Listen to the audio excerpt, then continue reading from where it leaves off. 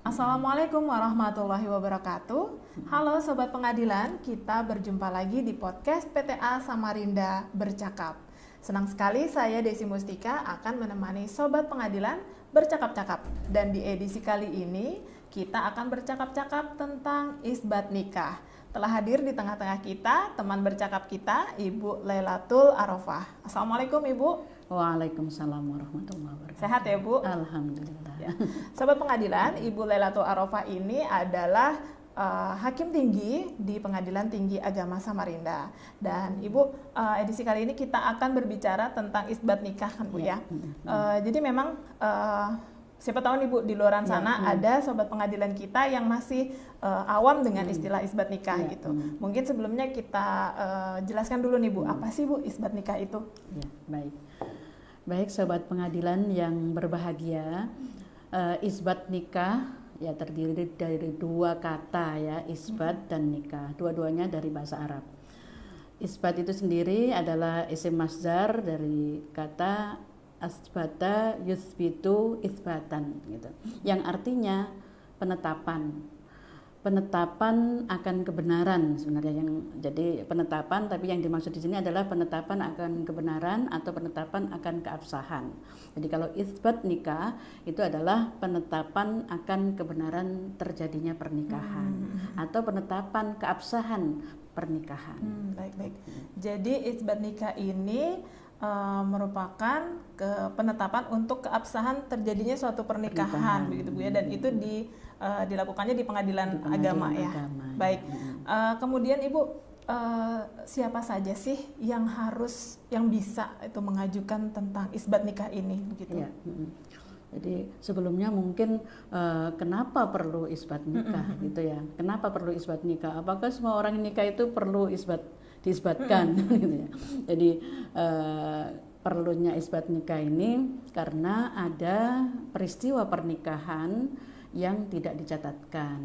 Gitu. Jadi harusnya semua peristiwa pernikahan itu dicatatkan di kantor urusan agama bagi orang yang beragama Islam, sedangkan bagi orang yang non Muslim itu dicatatkan di kantor catatan sipil. Itu sebagaimana aturan dalam Undang-Undang Nomor 1 Tahun 74. Nah, di dalam masyarakat sering dalam perjalanannya itu ada peristiwa-peristiwa pernikahan yang tidak dicatatkan. Nah, dulu adanya isbat nikah ini adalah untuk mengakomodir ya peristiwa-peristiwa pernikahan yang terjadi sebelum Undang-Undang Nomor 1 Tahun 74. Karena memang belum diperintahkan, jadi tidak semua pernikahan dicatatkan, belum wajib waktu itu. Nah, dalam kenyataannya sekarang ini ternyata setelah Undang-Undang Nomor 1 Tahun 74 memerintahkan, masih banyak juga yang terjadi pernikahan yang tidak dicatatkan. Lalu siapa aja sih yang bisa mengajukan isbat nikah kan gitu ya? Nah, orang yang bisa mengajukan isbat nikah itu adalah pasangan suami istri atau salah satu, misalnya pasangan yang satunya udah meninggal berarti salah satu ya suami atau istrinya. Bisa juga diajukan oleh anak-anaknya atau bisa juga diajukan oleh orang-orang yang memiliki kepentingan terhadap pernikahan tersebut gitu. Nah, memang kemudian tidak serta-merta semua permohonan isbat nikah itu lalu dikabulkan, harus ada alasannya kan itu mengapa. Jadi yang direkomendir sebenarnya oleh kompilasi hukum Islam itu yang dicantumkan dalam pasal 7 ayat 3, isbat nikah itu hanya terbatas mengenai hal-hal adanya perkawinan dalam rangka penyelesaian perceraian. Jadi dulu nikahnya itu sudah kadung tidak dicatatkan. Maka diharapkan pada saat cerai itu jangan sampailah sudah nikah tidak dicatatkan, kemudian perceraiannya tidak dicatatkan, tidak di pengadilan, akhirnya anak-anak ini tidak mendapatkan perlindungan hukum kan itu. Makanya dalam hal ini masih diberikan solusi. Kemudian kemungkinan hilangnya akta nikah. Ya, hilangnya akta nikah itu kalau hilang misalnya kita sendiri kehilangan ya lapor ke polisi, hilang nanti duplikat akta nikah. Ini jadi yang dimaksud bukan begitu. Tapi hilangnya akta nikah yang sekaligus mungkin registernya juga tidak bisa terpantau. Misalnya terjadi peristiwa bencana alam yang begitu besar gitu ya, seperti peristiwa tsunami di Aceh kemarin, itu bisa jadi orang kehilangan buku nikah, KUA-nya juga ikut hanyut, registernya juga hilang semua, tidak bisa dilacak apakah benar yang orang ini pernah terikat pernikahan. Nah, dalam hal ini butuh ngajukan permohonan isbat nikah. Berikutnya juga bisa jadi ada keraguan tentang sah atau tidaknya salah satu syarat perkawinan, bisa juga mengajukan isbat nikah. Kemudian perkawinan yang dilakukan oleh orang-orang yang tidak mempunyai halangan perkawinan menurut Undang-Undang Nomor 1 Tahun 74. Nah, ini sebenarnya pintu masuk akhirnya bagi pernikahan yang tidak dicatatkan setelah Undang-Undang Nomor 1 Tahun 74. Sehingga sampai sekarang itu masih walaupun sudah disosialisasikan sedemikian rupa agar seluruh pernikahan itu tertib dicatatkan, tapi ya namanya manusia kadang-kadang ada saja itu masih tetap ada saja yang melakukan pernikahan yang dalam istilah masyarakat disebut dengan nikah siri ya, nikah yang tidak dicatatkan gitu. Jadi sebenarnya isbat nikah ini yang utamanya untuk mengakomodir pernikahan-pernikahan sebelum terbitnya undang-undang pernikahan itu ya, awalnya sebenarnya begitu. Sebenarnya awalnya itu, tapi akhirnya ya sedikit menjadi celah itu tadi ya Bu. Baik, tadi adalah orang-orang siapa saja yang bisa untuk mengajukan isbat nikah begitu kan Bu. Tadi sempat Ibu singgung seandainya ada salah satu pasangan yang meninggal begitu. Nah itu gimana Bu? Apakah orang yang meninggal itu bisa nggak sih masih diajukan isbat nikahnya karena mungkin kan masih ada kepentingan-kepentingan anak-anaknya mungkin seperti itu. Gimana itu Bu? Iya, jadi ini sudah diakomodir juga. Tapi dalam bentuk kalau isbat nikah untuk pasangan suami istri yang masih hidup itu cukup dalam bentuk permohonan isbat nikah dalam perkara volunter. Artinya perkara yang tidak ada pihak lawannya. Jadi suami menjadi pemohon 1, istri menjadi pemohon 2. Perkara yang diajukan namanya perkara volunter. Nah, kalau pihak pasangan suami istri ini sudah meninggal, baik salah satu atau keduanya, maka ini tidak bisa diajukan secara volunter lagi, tapi harus diajukan secara kontentius. Ya, kontentius itu artinya ada pihak lawan. Sehingga misalnya ini kalau kemudian kedua orang tuanya sudah meninggal, anaknya pingin mengisbatkan pernikahan orang tuanya agar mendapatkan hak waris atau mungkin untuk klaim asuransi barangkali ya, atau apalah kepentingan-kepentingan hukum yang lainnya yang membutuhkan bukti pernikahan kedua orang tuanya. Nah, dalam hal ini maka anak ini baik salah satu atau beberapa anaknya bisa mengajukan gugatan isbat nikah. Jadi nanti pihak ahli waris yang lainnya itu menjadi pihak lawan. Itu jadi misalnya kebetulan anaknya 1 perempuan, terus kemudian almarhumah ini punya orang tua, punya saudara yang masih hidup, maka orang tua saudaranya yang merupakan ahli waris dari orang tuanya itu harus dijadikan sebagai pihak lawan di dalam gugatan isbat nikah itu. Baik. Jadi untuk pengajuan isbat nikah untuk orang yang sudah meninggal ini masih dimungkinkan begitu ya Bu. Tentu saja diajukan oleh orang-orang yang berkepentingan begitu ya. Baik. Mungkin selanjutnya Bu, tata cara isbat nikah. Nah, mungkin bisa dijelaskan sedikit tuh seperti apa sih tata cara isbat nikah ini? Ya, jadi pengajuannya ya. Jadi sahabat pengadilan yang berbahagia, jadi ketika seseorang membutuhkan keabsahan dari pernikahannya itu diakui gitu ya, maka dia harus mengajukan permohonan isbat nikah.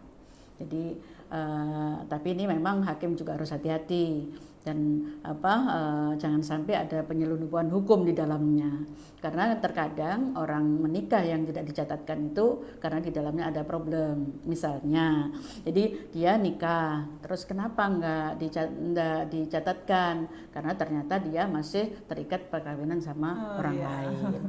Nah, kalau terikat perkawinan sama orang lain di pihak laki berarti kan terjadi poligami liar. Nah, kalau yang terikat pernikahan ini perempuan berarti kan poliandri. Nah, ini kan makanya jadi ini tidak bisa disahkan. Ya, benar. Termasuk poligami liar juga nggak bisa disahkan. Jadi isbat nikah itu tidak boleh dilakukan terhadap orang-orang yang memiliki halangan perkawinan. Di antaranya adalah orang yang masih terikat pernikahan dengan orang lain, nggak bisa diisbatkan. Makanya poligami tidak bisa isbat poligami. Nah, kembali lagi tadi apa tadi Mbak pertanyaannya? Tata cara ya. Jadi orang yang katakanlah pernikahannya tidak dicatatkan terus butuh akta nikah ini ngajukan permohonan isbat nikah ketika pasangan suami istri masih hidup. Yang sering itu sudah nikah tidak dicatatkan, setelah punya anak butuh akte kelahiran gitu. Kenapa butuh akte kelahiran? Karena sekolah meminta akte kelahiran. Ada juga yang orang-orang dulu masih ditolerir oleh pihak sekolah gitu ya. Kalau sekarang kan enggak ya. Jadi pihak sekolah nerima sampai punya ijazah, setelah mau tes CPNS baru butuh akte kelahiran. Nah, dalam posisi seperti ini maka dia bisa ngajukan permohonan isbat nikah suami istri ini, datang ke pengadilan. Nanti di pengadilan itu kan ada yang bantu. Kalau dia bisa buat sendiri permohonannya, diceritakan kapan terjadinya pernikahannya, kemudian ada siapa yang jadi walinya. Itu harus diinventarisir dan kemudian bisa diyakini kebenarannya kan gitu ya. Kemudian saksi yang melihat pernikahannya secara langsung minimal 2 orang itu harus dipastikan, kemudian itu nanti dijadikan sebagai bukti. Ngajukan dulu, diceritakan dulu kalau nikah tanggal berapa, yang waktu itu jadi wali nikah siapa, yang menikahkan siapa, saksi-saksinya siapa, itu harus diceritakan semua. Nah, setelah itu nanti dibuatin ketika dia tidak bisa membuat permohonan, dia dibuatin kalau di pengadilan ada pos baku gitu ya, dibantu. Ada juga gugatan mandiri, dia bisa membuat sendiri didampingi oleh petugas dari pengadilan. Nah, itu baru kemudian diajukan dan diproses oleh hakimnya seperti perkara yang lain. Ya, nanti harus disiapkan seperti yang yakinkan siapa saksi yang melihat, yakinkan siapa walinya. Jangan sampai pernah itu pemohon sendiri tuh nggak paham, yang jadi wali ternyata saya itu pamannya gitu, saya itu ayah angkatnya. Loh, yang jadi walinya waktu itu siapa kan gitu. Nah, ini yang kadang-kadang nggak paham padahal ayahnya masih hidup, tapi kebetulan anak itu dititipkan oleh pamannya. Yang nikahkan pamannya, mungkin yang mantu aja pamannya, tapi walinya kan bukan pamannya. Nah, yang seperti itu kadang-kadang harus difahami gitu ya, bahwa kalau pernikahannya udah sesuai dengan syarat rukun pernikahan dan tidak ada halangan pernikahan, maka insya Allah ya dikabulkan. Makanya sering program isbat nikah massal itu karena banyak sekali. Beberapa waktu yang lalu misalnya di Jember tuh isbat nikah sampai 5.000 pasangan kan gitu ya. Iya benar. Baik, jadi tata cara isbat nikah tadi artinya harus dipastikan juga bahwa pernikahan itu memang sah begitu ya, kemudian baru bisa diajukan isbat nikah ke pengadilan agama. Tentu saja nanti melalui proses persidangan oleh hakim. Baik Ibu, itu kalau volunteer tadi ya. Kalau volunteer tadi ya. Kalau konten itu sebenarnya sama juga, cuman bedanya nanti ada pihak lawan, harus ada lawannya. Jadi yang pengaju itu salah satu ahli waris. Nah, pihak lawannya adalah ahli waris yang lain. Kalau kedua orang tuanya udah meninggal. Kalau salah satu ya berarti suami atau istrinya yang masih hidup itu yang ngajukan. Ahli waris yang lain juga tetap menjadi pihak lawan gitu, menjadi tergugat. Jadi dia penggugat, ahli waris yang lain menjadi tergugat. Menarik, berarti isbat nikah ini bisa menjadi perkara volunteer tadi Bu ya, tapi nanti bisa juga menjadi perkara kontentius. Iya, benar sekali. Baik, menarik sekali Ibu kita pembahasan mengenai isbat nikah ini. Mungkin sedikit Ibu closing statementnya tentang isbat nikah ini. Iya, baik. Walaupun ada kesempatan mengajukan permohonan isbat nikah, tapi saya berpesan untuk saat ini jangan lagi melakukan pernikahan siri, terutama bagi para ibu, para perempuan, gadis-gadis ya. Kalau dengan alasan apapun ada laki-laki yang ngajak untuk nikah siri, maka hindarilah sejauh-jauhnya. Kenapa? Karena sangat mungkin orang yang mengajak melakukan pernikahan siri itu berarti ada problem yang tidak bisa diungkap secara terang-terangan. Jadi ada yang disembunyikan, ada penyelundupan hukum. Nah, bisa jadi juga mungkin kalau toh tidak ada terjadi penyelundupan hukum, tapi ini bisa menjadi bom waktu, ya menjadi bom waktu karena kalau tidak sekarang bermasalah, ada banyak sekali sengketa waris gara-gara orang tuanya terikat pernikahan yang tidak dicatatkan. Apalagi kemudian itu istri kedua, ketiga dan seterusnya. Setelah suaminya meninggal, baru kemudian menyampaikan punya anak. Ada saksinya yang ada yang menikahkan semua, tahu pernikahannya ini sah secara agama, tapi tidak bisa mendapatkan perlindungan hukum. Kalau toh bisa ya tadi itu melalui proses yang panjang dan belum tentu disepakati oleh mana terima ahli waris dari istri yang sahnya kan gitu ya. Kalau kemudian ternyata tiba-tiba dia harus berbagi dengan yang lain tiba-tiba, apalagi kalau kemudian merasa ada pengkhianatan. Nah, ini semua jadi problem yang pelik. Kalau masih hidup Anda mungkin bisa mendamaikan, tapi ketika Anda sudah pergi menghadap kepada Allah, khawatir di alam sana tidak tenang gara-gara meninggalkan sisa-sisa persoalan kepada generasi berikutnya. Karena itu sekali lagi tolong sudahi kegiatan nikah siri. Jangan pernah melakukan pernikahan siri dengan alasan apapun. Siap. Jadi saya kira itu. Ya, terima kasih Ibu, sangat informatif sekali dan insya Allah bisa berguna dan menambah pengetahuan Sobat Pengadilan semua. Demikian Sobat Pengadilan, bercakap-cakap kita edisi kali ini dengan Ibu Lailatul Arafah, Hakim Tinggi di Pengadilan Tinggi Agama Samarinda. Terima kasih sudah menyaksikan podcast PTA Samarinda Bercakap. Wassalamualaikum warahmatullahi wabarakatuh. Waalaikumsalam warahmatullahi wabarakatuh.